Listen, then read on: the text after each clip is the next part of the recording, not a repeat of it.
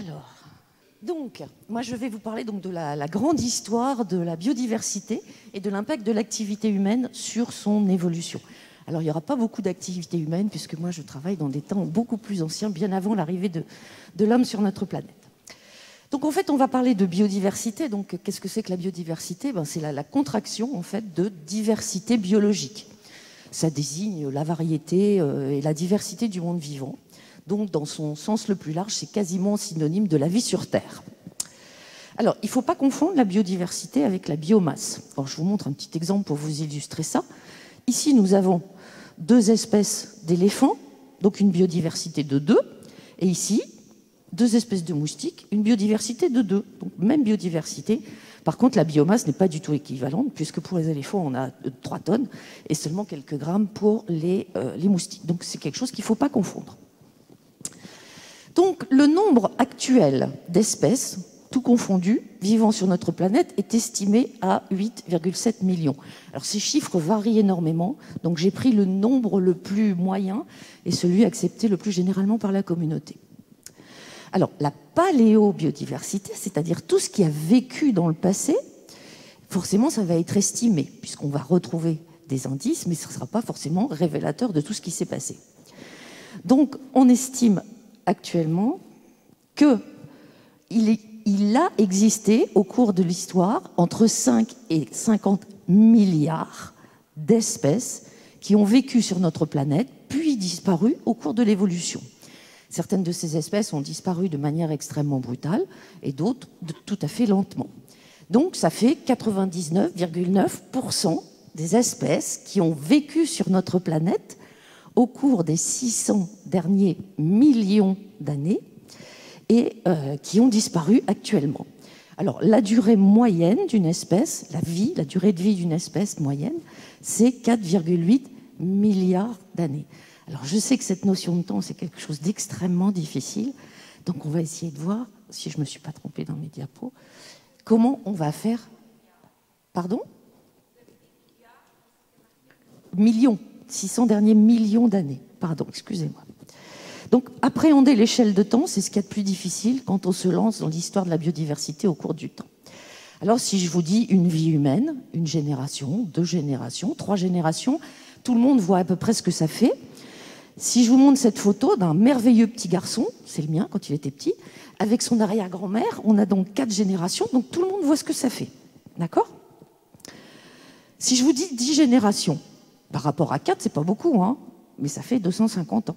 Et 250 ans, ça nous amène où? Ça nous amène sous le règne de Louis XVI. Et là, waouh! Tout de suite, on se dit, on a à peine multiplié un peu plus que par 2, et déjà, l'échelle de temps, on a l'impression que c'est très, très, très, très loin. Eh bien, moi, je vais vous emmener dans une histoire où il va falloir multiplier ça des millions de fois. Donc, j'espère que vous allez me suivre dans ce voyage. Donc, si l'on compare l'histoire de la vie, l'histoire de notre planète par rapport, par exemple, à la Tour Eiffel. L'origine de la vie se situe vers 3,8 milliards d'années. Donc, on est environ encore 20 mètres en dessous du soubassement de la Tour Eiffel. Nous allons avoir, au moment de l'apparition de la vie sur la Terre, essentiellement des formations microbiennes. C'est-à-dire qu'on va avoir des microbes qui vont capter le carbonate de calcium et qui vont faire ces formations, ces encroûtements. Donc ces formations microbiennes que je vous montre ici, elles sont vieilles de 3,43 milliards d'années. Et on a découvert des formes différentes. En Australie, 11 formes différentes de vie, ce qui montre que même si elle était très primitive, la vie à cette époque était déjà bien diversifiée. Nous allons continuer notre histoire et nous allons monter jusque le premier étage de la Tour Eiffel et je vous emmène jusqu'à 3,7, jusqu'à 2,4 milliards d'années. Et durant toute cette période, on a uniquement des formations microbiennes avec des bactéries, mais qui sont photosynthétiques, c'est-à-dire qui vont libérer de l'oxygène. Nous continuons à monter et cet oxygène libéré par les bactéries va s'accumuler dans l'océan, puis va se dégager dans l'atmosphère terrestre. Et ça, c'est une des plus grandes révolutions de l'histoire de la vie sur notre planète. C'est quand on va passer d'un monde anaérobie, c'est-à-dire un monde sans oxygène, à un monde aérobie, le monde avec l'oxygène. Donc, à partir de 2,4 milliards d'années, on va commencer à avoir de l'oxygène dans l'air. Les premiers animaux et les premiers végétaux pluricellulaires apparaissent aux alentours d'1 milliard d'années. Donc vous voyez sur notre comparaison avec la Tour Eiffel, on est déjà quand même très très haut. Et donc on va avoir des formes extrêmement simples, comme celle-ci. Je vais vous passer les noms de toutes ces bestioles parce que c'est pas ça le propos. Mais donc on va avoir des formes avec plusieurs cellules, mais qui restent extrêmement simples. Les données que possèdent les paléontologues, donc ce qu'on retrouve dans les sédiments, on va avoir des données qui sont abondantes à partir de 635 millions d'années, ou enfin aux alentours de 600 millions d'années. À partir de 600 millions d'années, on commence à bien connaître ce qui se passe sur notre planète. Et vous voyez qu'on est en fait au 3e étage de la Tour Eiffel. Donc en fait, sur toute la partie inférieure, on ne connaît pas grand-chose. Donc il y a encore beaucoup de travail à faire pour nous. Donc nous allons voir ce qui se passe à partir de ces 600 millions d'années. Donc vous voyez, ça ne représente que 12% de l'histoire de la Terre et 14% de l'histoire de la vie. Ce qu'on connaît vraiment, ce qu'on connaît mieux. Donc je vous montre ici, donc à partir de 600 millions d'années, une courbe qui représente l'évolution du nombre de familles marines. Alors c'est très important de faire la distinction entre ce qui est marin et ce qui est entre-continental, parce que les données ne sont pas du tout les mêmes. Donc on a beaucoup plus d'informations sur ce qui est marin. Et donc, en fait, l'évolution de la biosphère, comme vous voyez, au cours des temps géologiques, donc on va partir de 600 millions d'années pour arriver à l'actuel en haut, vous voyez que cette évolution, en fait, elle n'est pas régulière. Cette courbe, c'est pas une grande ligne droite qui nous emmène d'un point à un autre. Donc, en fait, on va avoir des phases où l'on va avoir une augmentation très importante de la biodiversité. Ça veut dire que l'on va avoir plus d'apparitions d'espèces que de disparitions. Donc on va avoir des augmentations du nombre des espèces. Donc ces phases de diversification, elles vont se produire ici, dans ce qu'on appelle le Cambrien ordovicien, c'est-à-dire en gros de 600 millions d'années à 445 millions d'années. Et une deuxième phase qui va se situer ici, à partir du Trias, de la fin du Trias, donc à partir de 200 millions d'années, grosso modo jusqu'à l'actuel. On va avoir des phases de stabilité, c'est-à-dire où on aura grosso modo autant d'apparitions que de disparitions. Donc c'est ce qui va se passer ici, au Silurien et au Dévonien, et un peu plus tard au Carbonifère et au Permien. Alors j'emploie des mots un peu barbares, j'en suis consciente, mais c'est difficile de l'éviter. Ensuite, on va avoir, et c'est ce qui va nous intéresser aujourd'hui, on va avoir des phases de crise, c'est-à-dire qu'on va avoir des disparitions d'espèces, des disparitions de familles en très très grand nombre. Donc on va avoir la courbe de biodiversité qui va faire des chutes très importantes dans les nombres de familles marines, comme vous pouvez le voir ici. Donc ces chutes de biodiversité, ces crises, on en reconnaît 5 majeures, ce qu'on appelle le 5 majeur. Vous avez tous entendu parler de la 6e extinction. Mais si on parle de 6e extinction, c'est parce qu'il y en a eu 5 avant. Et c'est ce que je vais essayer de vous raconter en un temps record.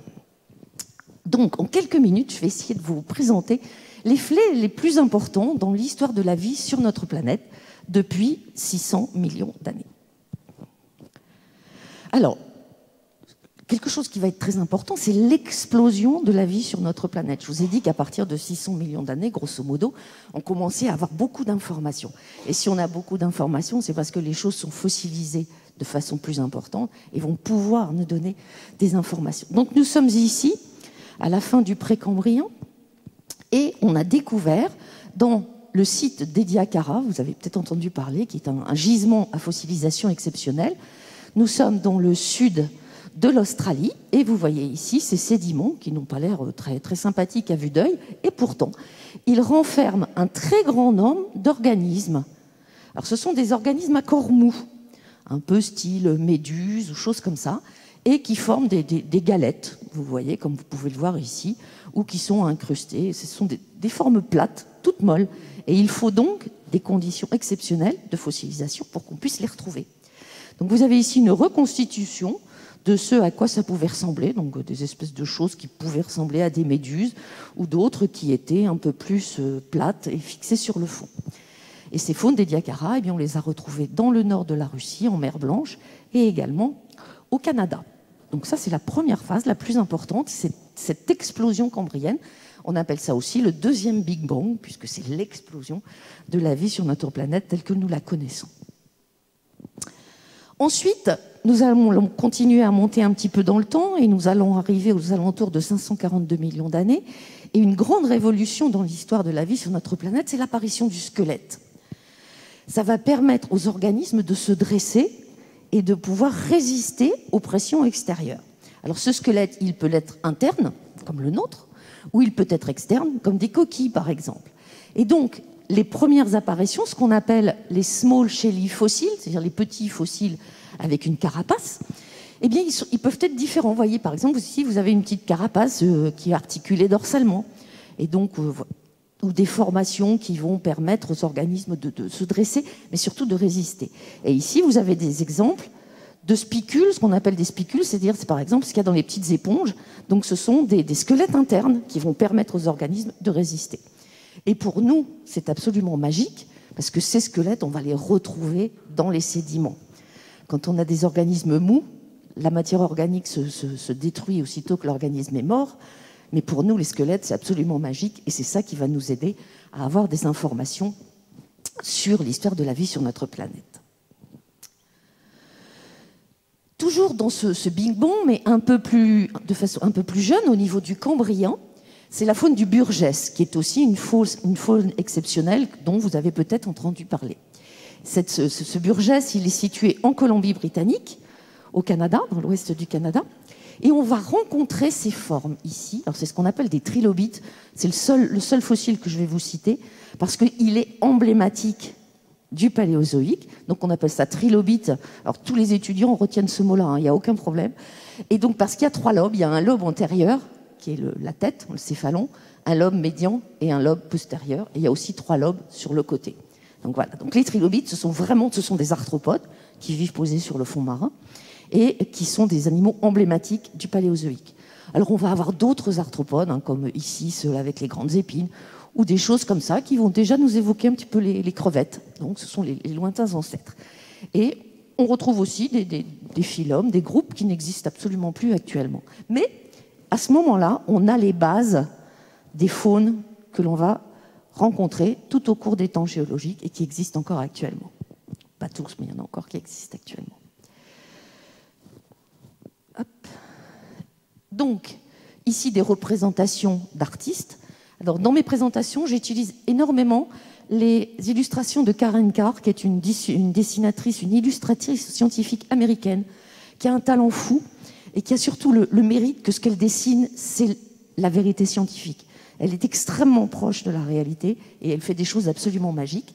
Donc voici à quoi pouvait ressembler un paysage au Cambrien, dans les mers. Alors nous avons nos trilobites ici, et puis des bestioles qui nageaient, des éponges, des algues. Et ici, une reconstitution en 3D de la Malocaris, qui est l'animal emblématique du Cambrien. Donc, après l'émergence de la vie au Cambrien, bien la vie continue à se développer dans les mers peu profondes de l'Ordovicien, donc ici, et donc tout se passe bien, la vie se développe pendant 65 millions d'années. Alors j'insiste sur ce point, il n'y a pas de vie sur les continents à cette époque-là, on est uniquement en milieu marin. Donc sur une période qui va nous emmener aux alentours de 545 millions d'années. J'ai appuyé sur le mauvais bouton, je savais que je le ferais. Et là va se produire, à la fin de l'Ordovicien, la première des 5 grandes crises. À cette époque, aux alentours de 440 millions d'années, 85% des espèces marines vont disparaître. C'est le premier grand changement climatique après l'explosion cambrienne. Et donc, c'est ces glaciations extrêmement rapides qui va être suivies d'un réchauffement tout aussi rapide, donc un changement climatique très, très rapide, va faire qu'un très grand nombre d'espèces vont disparaître. Donc ici, je vous ai mis quelques exemples des bestioles qui vont disparaître à ce moment-là. Donc, première crise à la fin de l'Ordovicien, et donc j'insiste sur le fait qu'il n'y a toujours pas de vie connue à ce jour à l'Ordovicien. Après cet épisode de crise, eh bien, la vie reprend son cours, les animaux et les plantes reprennent le dessus. Donc vous avez ici des exemples de la vie au cours du Silurien dévonien, de 440 à 360 millions d'années, et apparaissent sur le continent les premiers végétaux. Alors au début, c'est une flore qui est très petite, très, comment dire, rudimentaire, mais la flore commence à apparaître sur le continent. On appelle ça la terrestrialisation des plantes. Alors, il y a un mot que l'on utilise couramment dans les médias et même chez certains scientifiques, qui est la conquête des continents. Alors, nous, on a horreur de ce mot-là, parce que personne n'a décidé de partir à la conquête des continents, ni les plantes, ni les animaux. Ils se sont retrouvés isolés, bien malgré eux, parce que la mer est partie ou des choses comme ça, et ils ont dû s'adapter.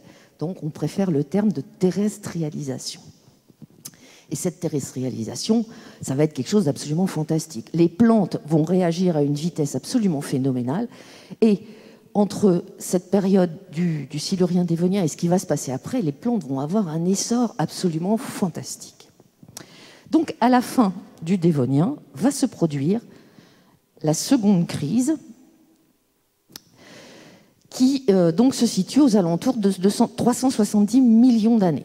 À cette époque, 75% des espèces marines vont disparaître. Pourquoi ? Suite à un réchauffement climatique extrêmement brutal, qui va être accompagné d'une anoxie des eaux, c'est-à-dire que les eaux vont être très pauvres en oxygène. Et les animaux et les plantes marines ont besoin de cet oxygène pour vivre. Donc la chute de l'oxygène va jouer en la défaveur des organismes. Et à cette époque, on va avoir des chutes de météorites. Donc on a tendance à vouloir mettre des chutes de météorites partout, mais vous allez voir que ce n'est pas partout. Il y en a effectivement quelques-unes qui sont tombées à cette limite, à cette époque-là, et qui ont ajouté des facteurs aggravants à cette crise de la fin du Dévonien.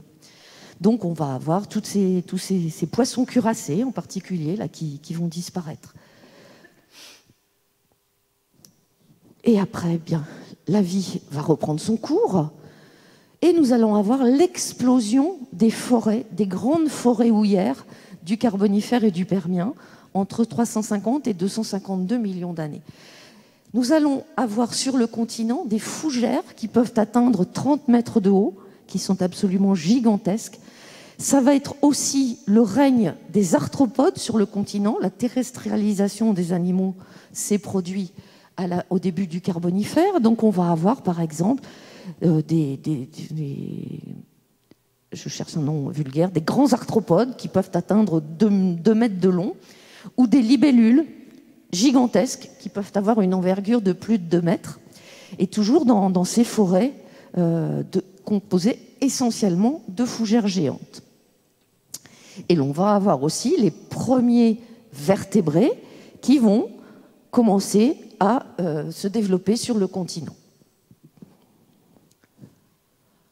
Dans les mers, eh bien, là aussi, une vie extrêmement abondante, extrêmement diversifiée, qui se développe avec des poissons cartilagineux, des sortes de requins.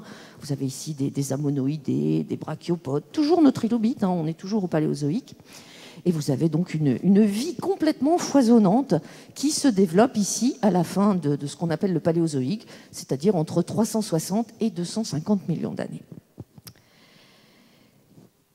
Et il y a 250 millions d'années, ça, c'est vraiment la catastrophe. Pratiquement toute la vie sur notre planète va disparaître. C'est l'événement le plus grave, le plus dramatique, le plus drastique qu'ait connu notre planète. Plus de 95% des espèces marines et 70% des espèces terrestres sont éradiquées. C'est-à-dire que pratiquement toute la vie a disparu de notre planète. Alors, c'est un phénomène extrêmement compliqué où il y a énormément de choses qui entrent en jeu. Mais si l'on veut simplifier à l'extrême, il y a d'abord une très forte baisse du niveau marin, c'est-à-dire que la mer va se retirer et alors c'est pas, on va pas perdre quelques centimètres, on va perdre 250 mètres verticales d'eau. Il va y avoir une très très forte augmentation de la température, donc là encore, variation climatique. Des éruptions volcaniques absolument gigantesques, ce sont les trappes de Sibérie. On va avoir des milliers de mètres de lave qui vont se déposer. et sur des superficies absolument gigantesques. Et ensuite, on va avoir, avec l'augmentation de la température, les eaux qui vont perdre leur oxygène. Donc là, c'est vraiment la catastrophe totale. Et vraiment, on se demande comment on a fait pour pouvoir s'en sortir. Oui, donc là, ce sont quelques exemples des organismes qui ont complètement disparu à cette époque-là, et en particulier les trilobites. Ils disparaissent complètement à la fin du Permien. Les coraux, alors les coraux, dans toutes les crises, ce sont les premiers affectés. Ça, c'est quelque chose qu'on retrouve absolument partout. Et puis, on avait des organismes qu'on appelle les anapsides, parce qu'ils ont des trucs dans la tête. Bon, bref, tout ce groupe de grands vertébrés va disparaître aussi. Et puis, malgré tout, la vie est très, très, très, très puissante. La résilience était absolument gigantesque. Et on va, au cours du Trias, c'est-à-dire entre 250 et 200 millions d'années, eh bien, la vie va reprendre son dessus. Mais une des caractéristiques de cette crise, c'est que le retour de la vie sur la planète va être très, très lent. Donc ici, vous avez une représentation de ce à quoi pouvait ressembler le Trias inférieur ou le Trias moyen. Et puis, à la fin du Trias, là, on va commencer à avoir des bestioles qui parlent plus à tout le monde. Eh bien, ce sont les tout premiers dinosaures qui vont apparaître à la fin du Trias. Pas de chance, la 4e crise se produit à la fin du Trias, aux alentours de 200 millions d'années. Alors, ce n'est pas la plus importante, hein. On ne perd que 40 ou 50% des genres à la suite d'un très très fort volcanisme, et là aussi, des chutes de météorites associées à des changements climatiques. Alors, il faut savoir que les très fortes éruptions volcaniques, eh bien, il y a des cendres qui vont gêner le soleil, donc on va avoir des refroidissements, et ensuite, avec ces éruptions volcaniques, on va avoir des dégagements de gaz toxiques, du CO2, du méthane, qui vont provoquer des effets de serre. Vous en avez tous entendu parler. Donc les organismes qui vont disparaître à cette limite Permien-Trias, vous en avez quelques exemples ici. Et la vie reprend son cours. Et là, je vais vous dire des mots qui vont déjà plus vous parler, j'en suis sûre. Nous allons avoir le Jurassique et le Crétacé avec les dinosaures. Donc les dinosaures vont conquérir tous les milieux, que ce soit les milieux marins, vous avez des dinosaures marins, et tous les milieux terrestres, les milieux aériens, ce sont des reptiles qui vont absolument conquérir tous les milieux. Et là aussi, ce qu'on va avoir, c'est énormément de céphalopodes, des pieuvres ou des ammonites. Je pense que c'est des mots qui vous parlent. Et donc ça, c'est au Jurassique. Et au Crétacé, eh bien, ça continue. On a toujours ces dinosaures absolument terrifiants avec des ammonites. On a l'apparition aussi des crocodiles, donc ça c'est quelque chose de nouveau, mais ce qui est très très important et qui passe souvent inaperçu à cette époque, c'est l'apparition des plantes à fleurs. Et ça c'est quelque chose de très important dans la reproduction des plantes, les plantes à fleurs qui apparaissent au Crétacé.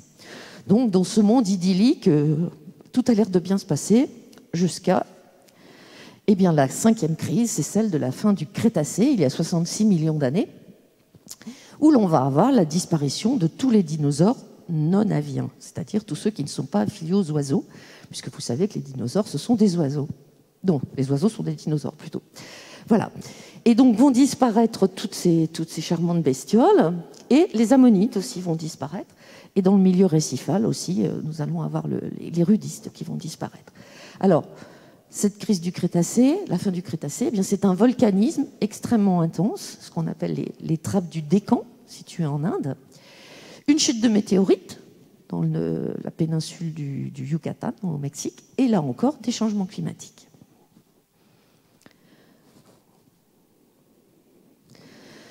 La vie reprend toujours ses droits après toutes ces catastrophes naturelles. Donc on arrive au Paléogène, entre 65 et 23 millions d'années. Les dinosaures ont disparu, donc les mammifères vont prendre la place. Il n'y a plus personne pour les embêter, donc hop, ils vont se développer. De même que les oiseaux, mais il n'y a plus personne pour les embêter dans les airs, donc ils vont se développer. Donc on va avoir 2 radiations parallèles, celle des mammifères et celle des oiseaux.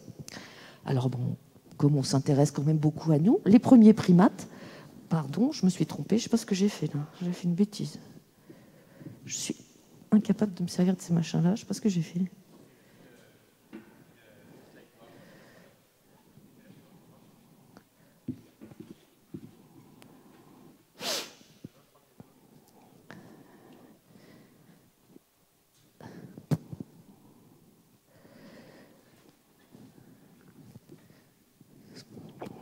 La technique et moi, ça fait 4.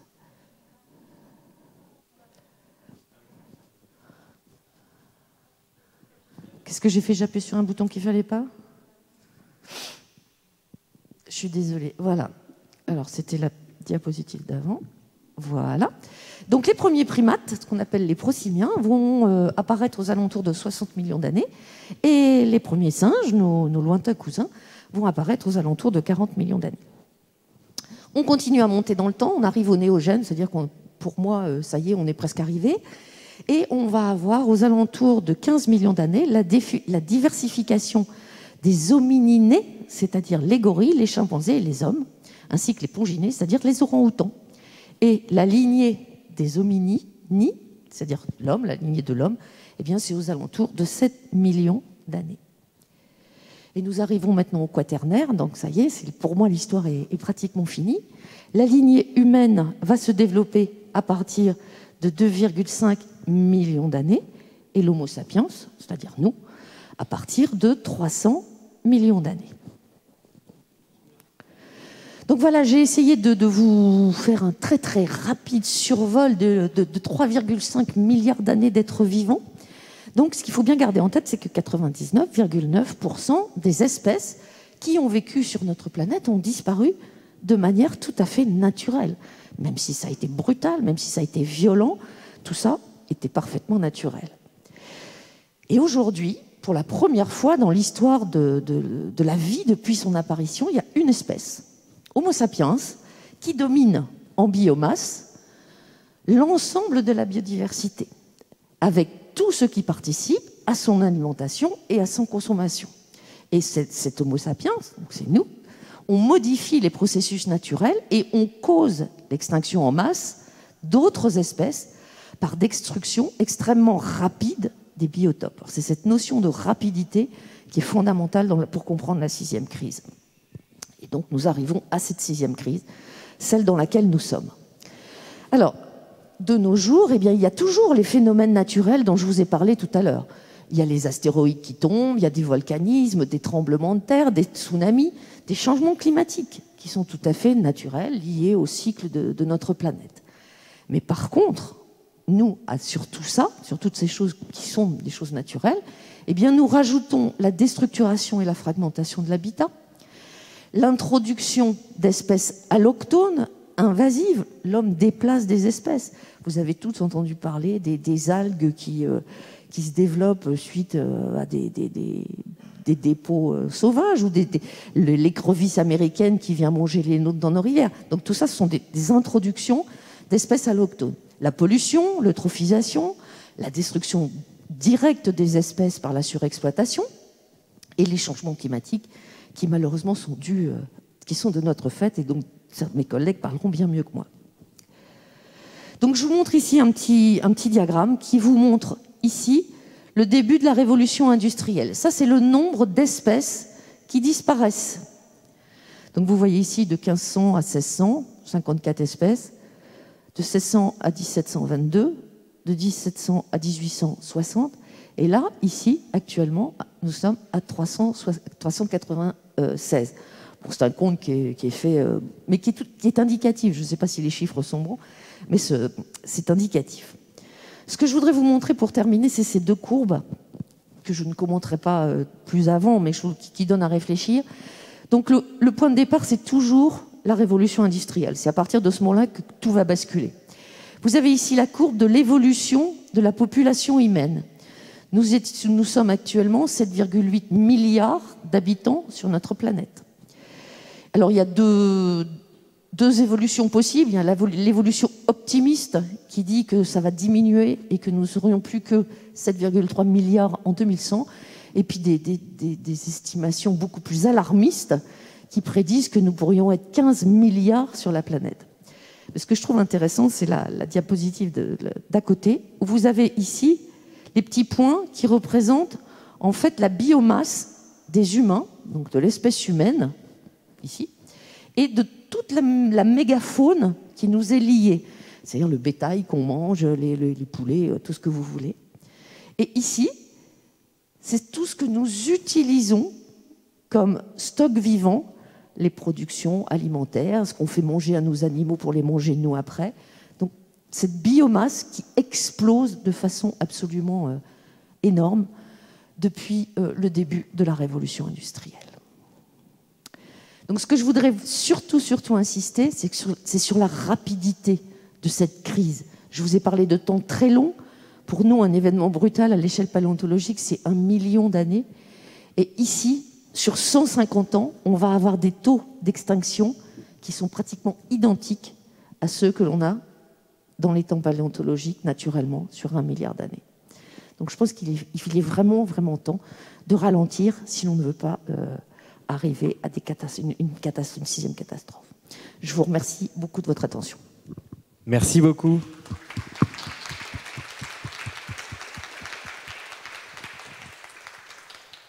Merci beaucoup Sylvie Crasquin. Écoutez, je vous invite à me rejoindre. Vous voulez me laisser tout seul? et nos deux autres invités aussi. Allons-y, on va reprendre nos discussions. Merci pour cette passionnante épopée. Un petit peu effrayante aussi, vous le disiez vous-même. Je ne m'attendais pas forcément à cette chute-là. Ça commençait avec aussi beaucoup d'images et certaines belles images. Je passerai les libellules de plus de 2 mètres qui me faisaient un peu peur, mais pour le reste, la conclusion est effectivement un petit peu effrayante. Peut-être juste pour éclaircir ce dernier point, quelque chose qui aggraverait d'autant plus la situation actuelle, si elle est déjà grave, c'est la surpopulation. Vous parlez d'une projection pessimiste, vous avez dit, je crois, catastrophique, qui nous amènerait à être 15 milliards d'humains sur Terre dans moins d'un siècle. On entend plein de choses à faire, on sait qu'on a tous notre rôle à jouer pour essayer de freiner un petit peu tout ça, et on entend parfois la question de tiens, il ne faut pas faire des enfants, c'est pas écologique de faire des enfants, c'est résumé de façon un peu grossière. Je pense que votre voisin aurait quelque chose à nous en dire là-dessus, mais peut-être juste un mot pour dire, c'est un vrai enjeu selon vous réel, ou alors ce n'est qu'une conséquence et il y a tout ce qu'il y a autour qui est prioritaire? Oui, en fait, le problème, à mon sens, c'est l'augmentation de la population humaine, mais c'est surtout avec tout ce dont on a besoin. Si vous voulez, c'est pas l'humain en soi, le nombre d'habitants en soi, c'est tout ce dont nous avons besoin pour nous nourrir, pour nous habiller, on a une consommation encore et même dans les pays les moins développés, il y a un minimum. L'accès à l'eau, c'est quelque chose qui entraîne des consommations d'électricité, de choses. C'est une chaîne, un enchaînement de choses qui est vraiment très important. Et plus on sera nombreux sur la planète, c'est sûr, plus on aura de besoins et plus cette chose s'emballe et ce mouvement devient assez infernal.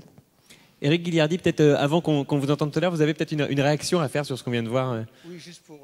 Alors, et par contre, je crois que c'est le masque qui est là. Non, c'est. Il fallait juste allumer voilà. le micro. Merci beaucoup. Peut-être un chiffre pour illustrer ce que vient de dire Sylvie, c'est entre 1850, l'ère industrielle, et aujourd'hui, la population de la planète a été multipliée par 7, mais les émissions de dioxyde de carbone, pour prendre un seul indicateur, il y en a beaucoup, ont été multipliées par 50. Donc ce n'est pas juste un problème de population, on pourrait y revenir après. Très bien, vous faites bien de le préciser.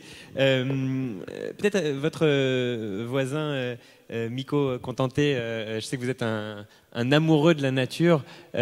Encore une fois, ce qu'on vient de voir, outre cette fin qui est réelle mais effectivement un peu tragique, c'était aussi des belles images. La nature, c'est aussi ça. Vous allez nous parler tout à l'heure de votre intérêt personnel pour la nature et sans trop déflorer ce dont vous allez nous parler. Je sais, en préparant la rencontre avec vous, que vous me disiez chacun a son intérêt à participer à diminuer, on va dire, l'impact de l'homme sur la planète.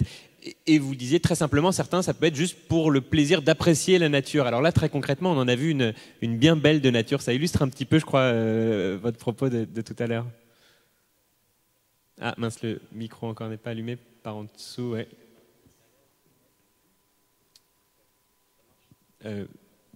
Alors sinon, Du coup, j'ose pas vous donner mon micro avec toutes ces affaires. Si, Voilà, j'ai peur qu'il soit impropre. Je voulais aussi réagir sur le sujet de la surpopulation. J'ai lu un article récemment qui disait que les 1% des plus riches de la planète polluent davantage que les 50% les plus pauvres. Donc pour moi, le problème, je ne voudrais surtout pas qu'on oppose nature et homme. Bien sûr, la surpopulation peut poser un problème, mais ce n'est pas le problème principal. S'il y a plus d'égalité, s'il y a plus d'éducation, la surpopulation va naturellement diminuer et la pollution aussi. Donc c'est très important de se rappeler que on n'est pas nécessairement tous des prédateurs de la nature. On peut être en soutien de la nature. Beaucoup de populations dans l'histoire ont prouvé que ce rapport à la nature peut être très sain. Et cet équilibre naturel peut revenir naturellement, malgré le monde civilisé dans lequel on est, c'est tout à fait envisageable. Et la précision, effectivement, méritait d'être apportée. Un dernier mot, peut-être, Sylvie Krasker, pour terminer sur ce qu'on vient de voir. Est-ce qu'il y a un point de vue, alors je ne sais pas, de la paléontologie ou de vous-même en tant que paléontologue, sur les questions qui nous occupent aujourd'hui, à savoir je ne sais plus exactement comment l'appeler, alors peut-être largement parlons de crise climatique et on aura l'occasion de le préciser un petit peu avec Eric Ghigliardi tout à l'heure. Donc est-ce qu'il y a un point de vue de la paléontologie ou de la paléontologue que vous êtes sur la crise climatique actuelle, ou alors votre vos réflexions professionnelles, on va dire, s'arrêtent à un moment donné dans le temps? Ce qui est très important de noter, moi je pense que c'est un peu ce que j'ai voulu dire, c'est que la paléontologie, ça donne une dimension temps très importante sur les phénomènes naturels. Et je pense que c'est ça. Bon, les changements climatiques, ils existent et ils sont mis en évidence comme cause de toutes les extinctions, alors qu'elles soient majeures ou les petites qui y a entre deux. À chaque fois, on a des problèmes de variation climatique. À chaque fois qu'ils sont causes. Et les premiers organismes qui sont touchés, c'est les organismes de type coraux. Alors quand on voit les coraux actuellement qui blanchissent, signal d'alarme, en général, c'est pas très bon signe. Mais c'est surtout ça, le regard de la paléontologue, c'est de se dire que c'est des choses... Bon, les changements climatiques, c'est quelque chose de naturel, mais le problème, c'est l'accélération. C'est surtout... Il n'y a qu'un message que je voudrais vous donner et qui puisse passer, c'est la vitesse à laquelle les choses se passent actuellement par rapport à ce qui s'est passé naturellement au cours de l'histoire de l'évolution de la biodiversité. Alors peut-être pour faire la transition avec votre voisin...